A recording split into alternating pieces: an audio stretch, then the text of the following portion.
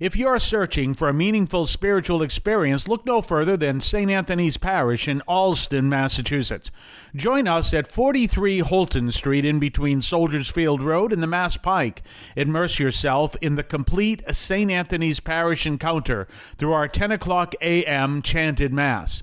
Whether you're a Catholic seeking a parish to call home or someone looking for spiritual guidance, our welcoming community is here for you. Visit our website at www.stanthonyalston.org for more information.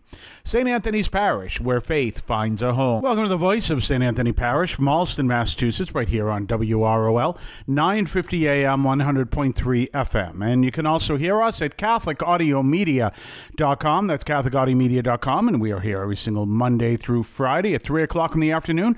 Then the program drops on our podcast site at 3:16 p.m. So check it out there. And go to your favorite podcast website. Look for Catholic Audio Media, all one word, except for on Spotify. Look for Catholic Audio Media, 3 words. You may have to scroll for a bit, but look for the voice of St. Anthony Parish. And subscribe if you would, even if you want to leave a comment if you would. That really helps us on those podcast websites.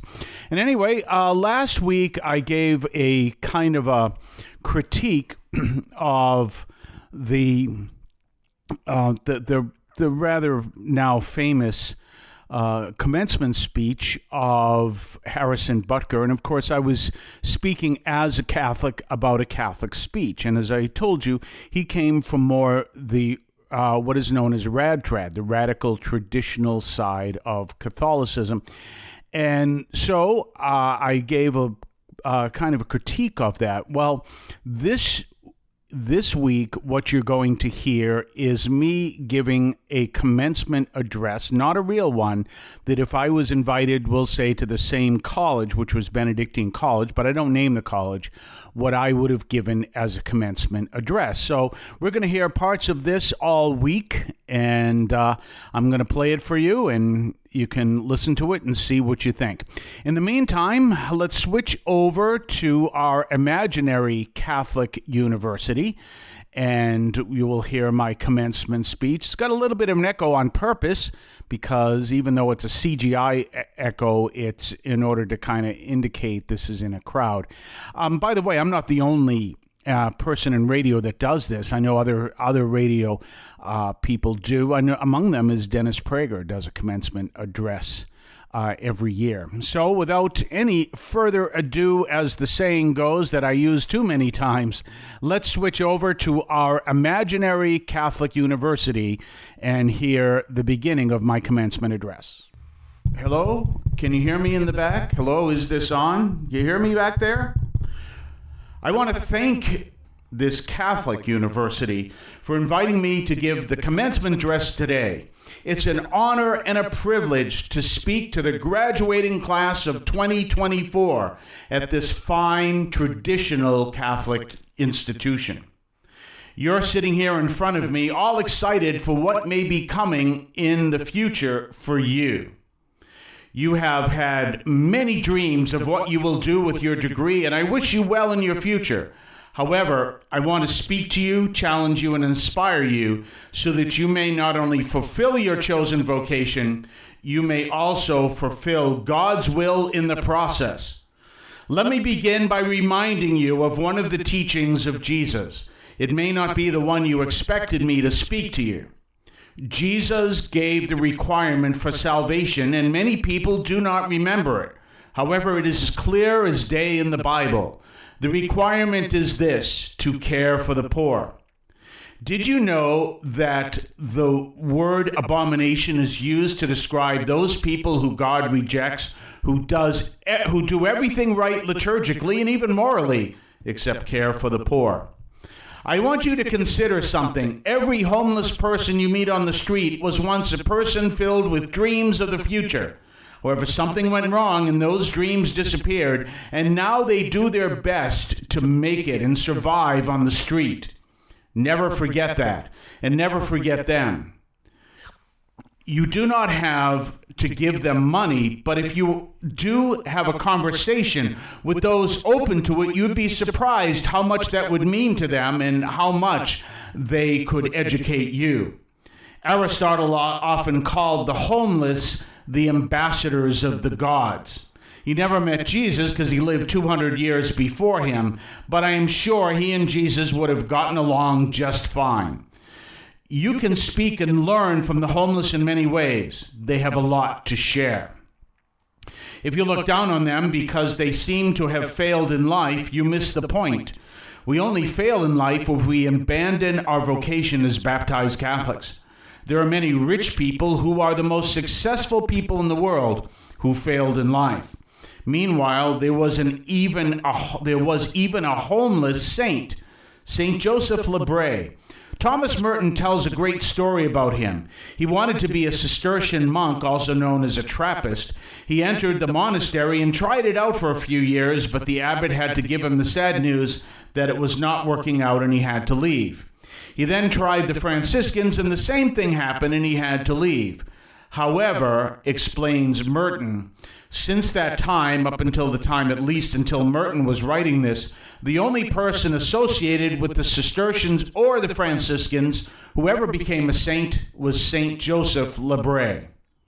Now, I am sure you have heard many times in your life that back in the day, people could leave churches open. However, not anymore. That's just not true. The only reason that people could leave churches open back in the day is because they chose to do so.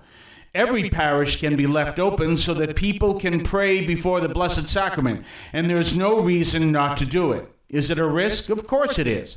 But maybe the greater risk is not to leave it open and then have to explain this to the Lord on Judgment Day. I know I heard people say, if we leave the church open, then a homeless person may come and go to sleep. Possibly it may happen.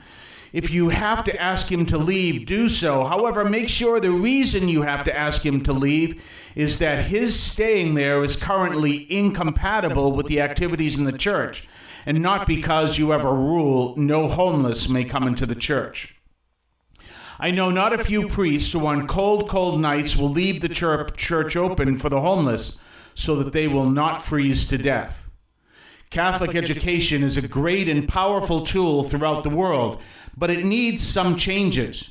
You realize that some of the most expensive universities in the world are Catholic universities? There is a problem with expensive Catholic schools. I began this talk reminding you that we must care for the poor. However, if you graduate from school with a heavy debt, then you cannot serve the poor.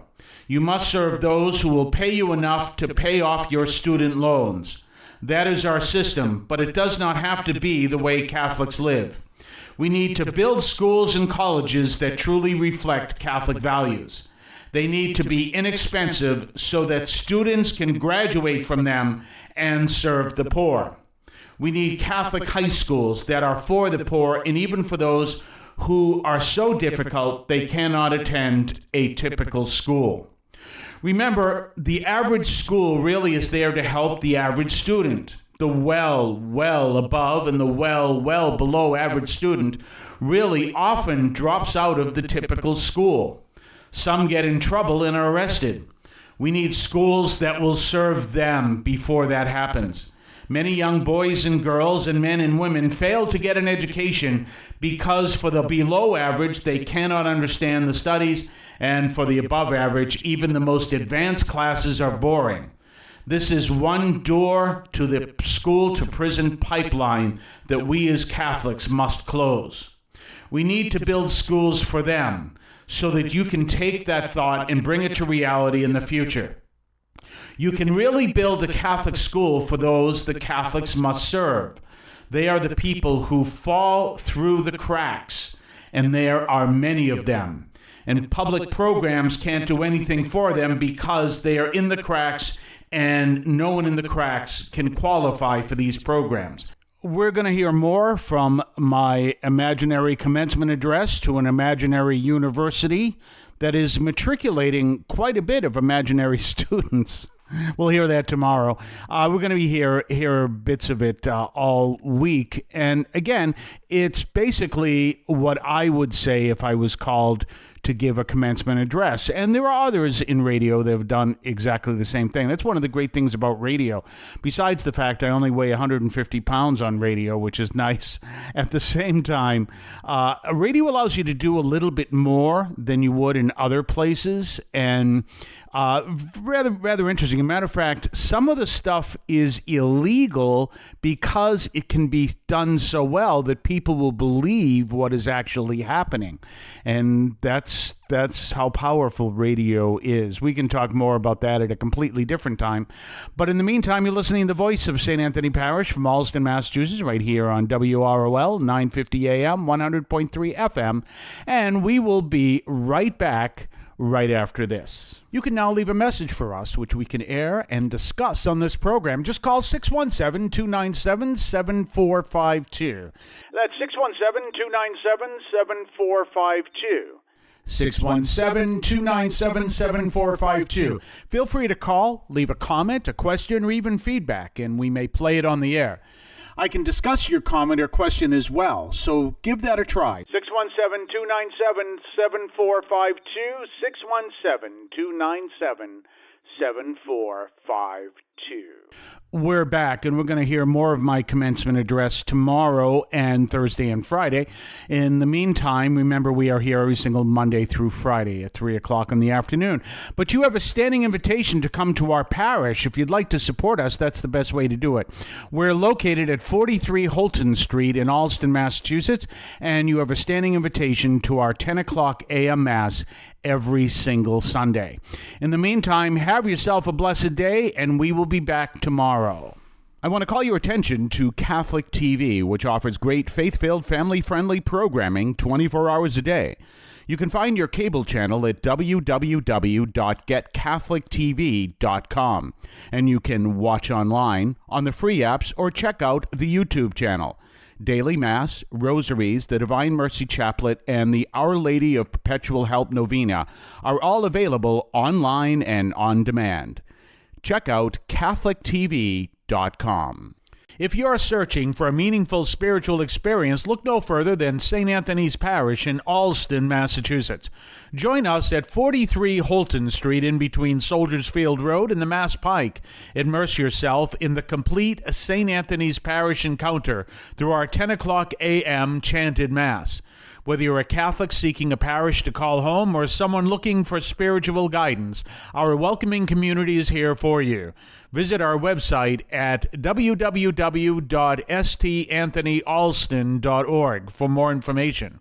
St. Anthony's Parish, where faith finds a home.